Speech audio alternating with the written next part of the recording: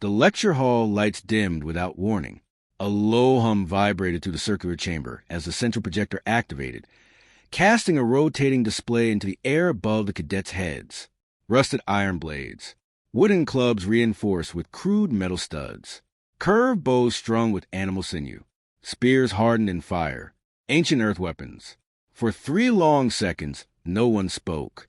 Then the laughter began. It started in the upper tiers, sharp, metallic chuckles from a 4-armed Ketheri cadet.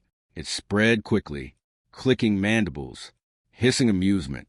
Even the amphibious students in the water-lined seats rippled with visible mirth. Inefficient, someone muttered. Primitive. Why would anyone rely on muscle-powered tools? A sleek silver plasma rifle hologram appeared beside the weapons for comparison, then a gravity disruptor, then a directed energy cannon capable of disabling armored starships. The contrast was almost insulting. At the very back of the amphitheater, beneath the shadow of a curved structural beam, one figure remained completely still. The only human in the room. Elias Mercer didn't laugh. He watched the rotation of the iron sword slowly turning in the air. He noted the slight warp in the blade, the uneven forging lines, the worn grip. His expression didn't change, but his eyes sharpened. At the center platform, Instructor Varun extended 3 elongated fingers and froze the projection. "Cadets," the instructor announced, voice smooth and resonant. "Today's topic, pre-FTL primitive civilizations, specifically Earth." A ripple of suppressed laughter followed. Varun continued. Earth achieved faster-than-light travel in an unusually short developmental window. However, for most of its recorded history, it relied on these. The weapons rotated again. A scaled cadet leaned back in his seat. They conquered continents with sharpened metal? Another added, they must have had overwhelming numbers. A third voice chimed in, or overwhelming luck. The instructor's gaze swept across the hall. Earth is classified as a technologically accelerated but historically primitive death world. That word always caused a stir. Death world, planets of unstable climates, apex predators, tectonic volatility, atmospheric unpredictability, worlds where survival was statistical, not guaranteed. Still, the laughter returned. Primitive tools in a violent world. One cadet snickered. Explains the temperament. V.A. Ruin raised a hand for silence. Commentary is open. Hands shot up immediately. The discussion devolved into comparative analysis, rate of fire, energy efficiency, structural composition. The weapons were dissected as curiosities, artifacts from a species that should have eliminated itself long before reaching the stars. And then, a voice from the third tier called out clearly, asked the human. The room shifted. Dozens of eyes turned toward the back row. Elias didn't move at first. The cadet who had spoken leaned forward, frill crest flaring slightly in challenge. "You don't still glorify these relics, do you?" A few chuckles followed. "Surely you've evolved past them." Silence stretched. Then Elias stood. No dramatic gestures. No visible irritation. He simply stepped into the aisle and began walking toward the central platform. The room quieted. Not because they feared him, but because curiosity had replaced amusement. Humans were rare in Federation military academies. Studied, yes. Observed, but seldom present. Elias reached the platform and stopped beneath the rotating projection. Up close, the holographic sword passed inches from his face. He did not touch it. He did not defend it. Instead, he looked out the tiers of alien cadets and asked calmly, "Do you know why they were designed that way?" No one answered. A Ketheri cadet scoffed lightly. "Because you lack better technology." Elias tilted his head slightly. "Partly," he admitted, "but that's not the real reason." He turned and gestured toward the club. Heavy, reinforced, brutally simple. That design wasn't about elegance. It wasn't about efficiency compared to your standards. His eyes moved back to the audience. It was about surviving the next 5 minutes. The room grew still. The sword, he continued, was balanced the way it is because armor evolved. The bow was curved that way because terrain demanded range without sacrificing mobility. The spear lasted thousands of years because it worked in deserts, forests, snow, mud. He paused. You're comparing them to weapons built in peace and stability. A few cadets shifted uncomfortably. Elias let the silence stretch before finishing. These weren't museum pieces when they were made. They were solutions. The amphitheater felt smaller somehow. Instructor Virun watched him closely now. Elias met the gaze of the cadet who had challenged him. You see crude tools, he said quietly. We see lessons written in design. No one laughed this time. The holographic sword continued its slow rotation, and for the first time since the lecture began, the room felt quiet for a different reason. The hologram shifted slightly as Elias reached toward it. With a subtle gesture from Instructor Varun, the projection stabilized. The iron sword separated from the rotating cluster and hovered alone above the central platform. Simple, straight, unremarkable by Federation standards. Elias stepped closer and raised his hand, palm open beneath the blade, as if feeling its weight. This, he said calmly, isn't elegant. A faint ripple of agreement moved through the tiers. It isn't energy efficient. It doesn't recharge. It doesn't calibrate itself. He glanced toward the suspended plasma rifle for comparison. It doesn't even guarantee advantage. He looked back at the sword. It was designed to endure. The words settled differently than the others had. In our early history, Elias continued, humans didn't fight in controlled environments. There were no stabilized climates, no predictive atmospheric systems, no universal infrastructure. The hologram shifted, projecting environmental overlays, snowfields, dense forests, open plains, coastal cliffs. We fought in rain that turned ground into mud, in cold that numbed fingers, in heat that drained strength. Tools failed constantly. Metal warped. Wood cracked. String snapped. Several cadets leaned forward now, not amused but attentive. So designs change. Elias said, again and again. The blade magnified. Surface imperfections became visible. Faint warping along the edge, tiny stress fractures, uneven temper lines. Every dent, he explained, forced a redesign. Every weakness taught something. He turned slightly so the entire amphitheater could see his expression. These weren't made to impress anyone. They were made to work tomorrow. A four-eyed cadet from the upper tier raised a hand. But surely the inefficiency resulted in higher losses. Elias met the question without hesitation. Yes. The blunt honesty shifted the atmosphere. Failure was common. Mistakes were costly. But humans record everything. We analyze. We improve. The hologram transitioned again. Early bronze blades replaced by iron. Iron replaced by steel. Straight edges refined. Cross guards added. Balance adjusted. Iteration. Elias said, that's the real weapon. He gestured to bow next. The limbs curved dramatically. This shape wasn't artistic. It was engineered for compression strength and power storage. It allowed a smaller fighter to generate greater force. The spear rotated into view. This lasted thousands of years, he added. Not because it was advanced, but because it was reliable. A murmur of thoughtful whispers replaced earlier laughter. Elias lowered his hand. You're looking at artifacts, he said quietly. We're looking at memory. He stepped back slightly from projection. These weren't just weapons. They were lessons. Every design flaw cost someone dearly. So we fixed it. No dramatics. No raised voice. Just fact. Instructor Virun's eyes narrowed slightly, not in suspicion, but in recalculation. So humans improved under pressure, the instructor observed. Elias nodded once. We didn't have the luxury of ideal conditions, so we adapted to the worst ones. A Kethri cadet folded two of his arms thoughtfully. You refined through failure. Yes, Elias replied, repeatedly. The amphitheater lighting seemed brighter now, sharper. For us, Elias continued, technology didn't emerge from comfort. It emerged from necessity.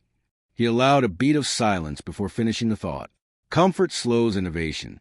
Survival accelerates it. The words lingered in the circular hall. Several cadets glanced again at the simple sword. It no longer looked amusing. It looked deliberate. Instructor Virun deactivated the environmental overlays and studied the human carefully. So you're saying the pain made you better? the instructor asked quietly. Elias considered the question. For a moment, the holographic blade rotated alone in the air between them. Then he answered. No, he said evenly. It made us prepared. The difference was subtle, but everyone in the room felt it. The lecture did not remain inside the academy walls. By the next cycle, clips of Elias Mercer's explanation had circulated through military analysis forums. By the next week, Federation intelligence flagged the discussion as strategically relevant. By the next month, the Galactic Federation Council issued a formal summons. It was not addressed to the student. It was addressed to Earth. The chamber of the Galactic Federation Council was designed to intimidate. Tiered seating rows in concentric arcs beneath a vaulted ceiling of suspended starlight projections. Each delegation platform shimmered with its species emblem. Energy barriers separated political rivals. Translation matrices hovered invisibly in the air. At the center stood an empty circular dais. Humanity's diplomatic envoys stepped onto it without hesitation.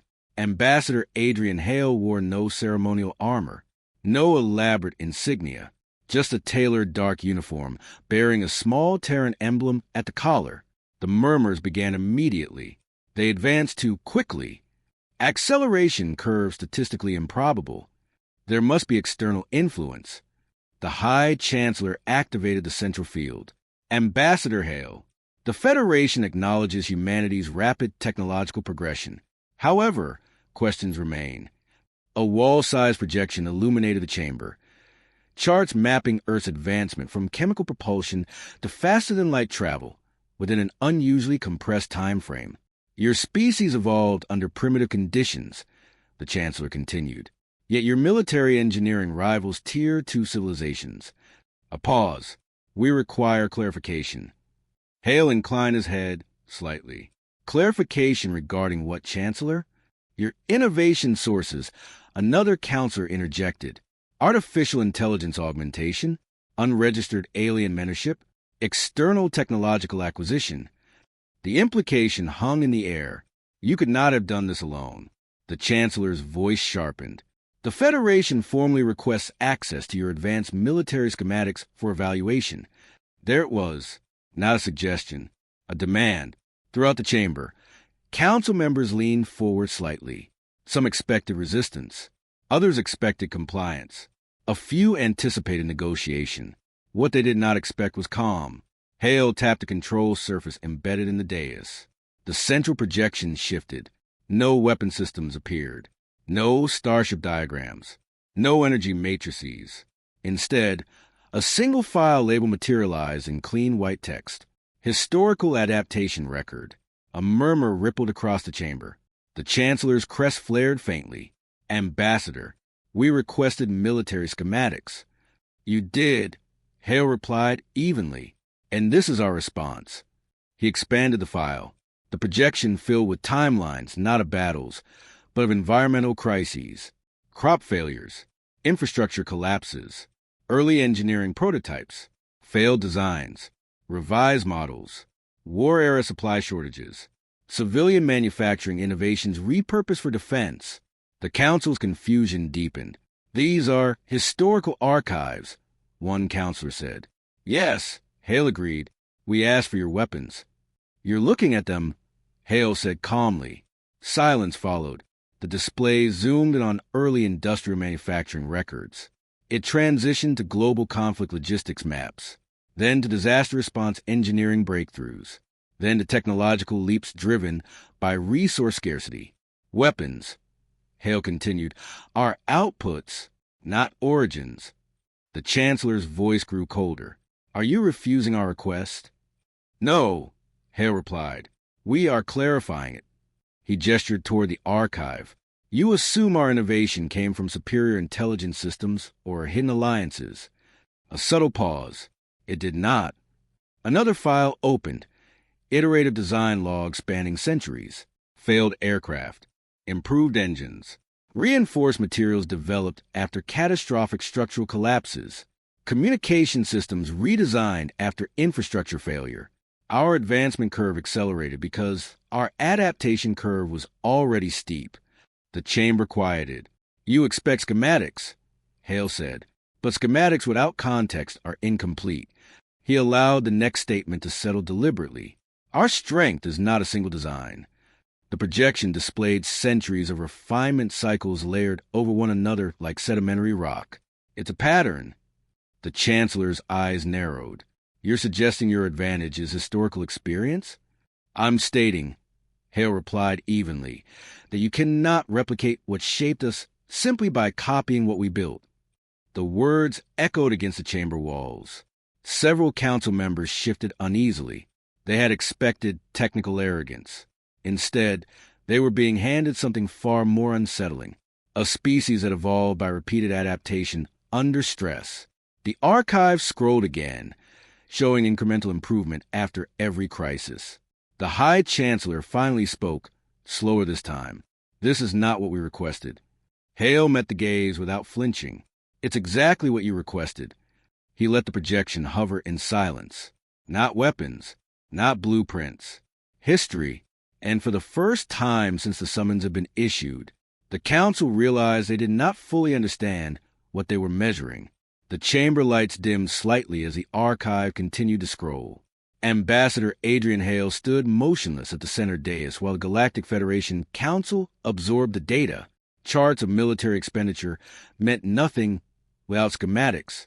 Production capacities meant nothing without blueprints. But what hovered above them now was something far less tangible and far more unsettling.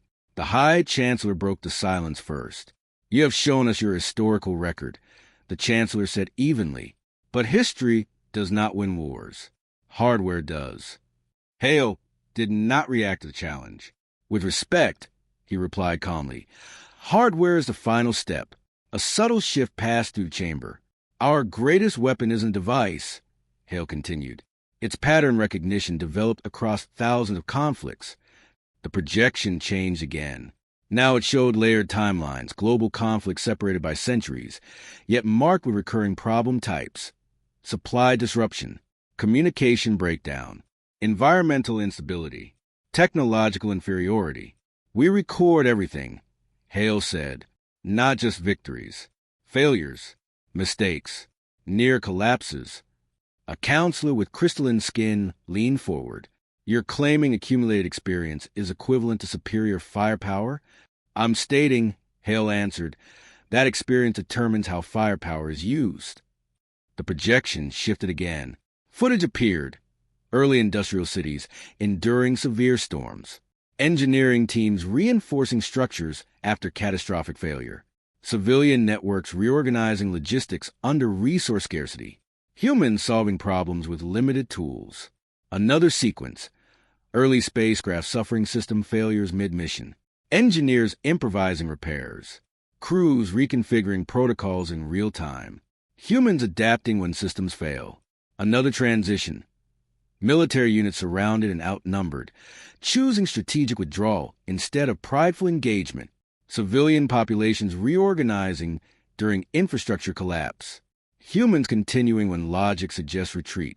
The chamber grew quieter with each clip. We evolved on a planet where weather kills. Hale said evenly. A storm simulation filled the projection. Hurricanes forming, tectonic plates shifting, drought zones expanding. Where predators stalk, he continued. Images of early Earth wildlife rotated briefly. Apex hunters, venomous species, environmental hazards. Where resources fluctuate without warning. The archive showed cycles of abundance and scarcity, population migrations, technological shifts driven by necessity, and where cooperation determined survival. Now the projection displayed something different. International aid networks, scientific collaboration across rival nations, shared research during global crises. The counselors exchanged glances. You want our technology, Hale said quietly. He allowed the silence to settle before finishing. But it isn't built in factories. It's built in mindset. No one interrupted this time. The High Chancellor studied the footage closely. You are implying, the Chancellor said slowly, that your true advantage lies in adaptability. Yes, Hale replied. And resilience. Yes. And cultural memory. Hale nodded once. We inherit our past deliberately.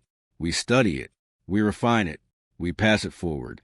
The projection layered thousands of data points across centuries. Conflicts resolved, disasters endured, technologies iterated. This, Hale said, gesturing toward the accumulated archive, is the foundation beneath every Terran design. A long pause followed. One counselor deactivated the environmental shields around their platform unconsciously, an instinctive gesture indicating focus rather than defense. The psychological balance in the room had shifted. They had summoned humanity expecting to measure weapons. Instead, they were being asked to measure will. The High Chancellor leaned back slightly. "If what you say is accurate," the Chancellor said, "then your species cannot be evaluated by current capability alone." Hale met the Chancellor's gaze. "No," he said evenly. "We can't." Silence filled the chamber again, but it was no longer confusion. It was recalculation. The emergency session convened without ceremony. No diplomatic fanfare. No theatrical debate. Just quiet acknowledgement that something had been misunderstood. The Galactic Federation Council chamber, once filled with skepticism, now carried a different atmosphere. Measured, analytical, cautious. The High Chancellor rose. Following review of historical data, cultural analysis, and adaptive modeling, the Chancellor announced, the Federation recognizes a critical evaluation error. The chamber lights shifted to formal white. Humanity's classification will be revised. A projection appeared in the air. Previous status. Rapidly advancing minor species. The words dissolved. Revised status. Strategic persistent civilization. A murmur swept the chamber. Not fear, not hostility. Respect. A secondary document unfolded beneath it. New doctrine issued. Do not evaluate humans based on physical appearance. Do not measure capabilities solely by current technological tier. Never assume primitive origins equal strategic weakness. Avoid prolonged engagements without comprehensive psychological modeling. The final line lingered longer than the rest. The Chancellor turned toward Ambassador Hale. The Federation acknowledges, the Chancellor said evenly, that humanity's advantage is not confined to hardware. Hale inclined his head once. Recognition, he replied calmly, is sufficient. No victory speech. No boast. Just closure. Back at the academy. Days later, the lecture hall felt different. The same amphitheater. The same suspended projector. The same tiers of alien cadets. But the laughter was gone. Elias Mercer sat in his usual seat at the back when footsteps approached. The Kethri cadet who had laughed the loudest during the museum lesson stopped beside him. There was no mockery in his posture now, only curiosity. "I reviewed the Federation's reclassification," the cadet said. Elias closed the data slate in his hands. "Yes." The Kethri hesitated. A rare thing for his species. "If your old weapons taught you that much," he began carefully, "what are your new ones teaching you?" Several nearby cadets subtly leaned in. Elias considered the question. He glanced toward the central projector, now displaying advanced Federation combat drones for the day's lesson. Then he looked back at the cadet. A slight smile touched his expression, not arrogant. "Certain. The same thing," he said. The Kethri tilted his head, which is... Elias stood, gathering his slate. "That survival favors those who adapt first." He paused, then added quietly, "and that no tool replaces preparation." The words settled into the room. No one laughed. No one scoffed. Because they understood now. Humanity's strength wasn't the blade. It wasn't the plasma rifle. It wasn't even faster than light travel. It was the mindset that shaped every tool they ever built. The projector above them rotated a sleek energy weapon in silence. Somewhere across the galaxy, analysts recalibrated threat models. Somewhere else, military doctrines were rewritten. And in one quiet academy hall, the lesson had already landed.